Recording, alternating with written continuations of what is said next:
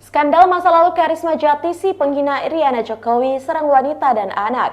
Nama Karisma Jati tengah menjadi sorotan usai disebut menghina ibu negara Iriana Jokowi. Ternyata bukan hanya kali ini Karisma bikin skandal. Sebelumnya sosok komikus asal Yogyakarta ini kerap kali disorot karena karyanya yang kontroversial. Dikutip dari tribunvideo.com, ia disebut pernah membuat komik bernuansa tak senonoh dan menyerang anak. Hingga kini belum diketahui jelas makna dari komik miliknya itu. Namun, banyak yang menduga komik tersebut untuk menyerang seorang komikus wanita.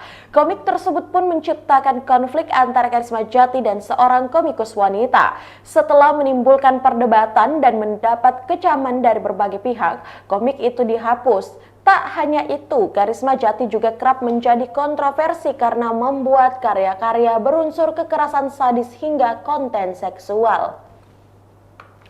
Sampai akhirnya ia dikenal sebagai komikus yang suka berkarya secara agambing. Kini ia kembali menjadi perhatian publik seusai membuat cuitan di akun Twitternya bernada hinaan ke Ibu Iriana.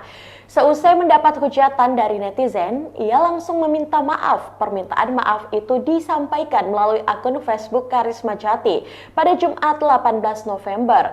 Dia mengaku menyesal sudah membuat dan mengunggah hal yang menyinggung keluarga presiden, dalam hal ini sosok ibu negara. Namun Karisma Jati mengaku siap jika ada pihak yang akan membawa perkara ini ke jalur hukum.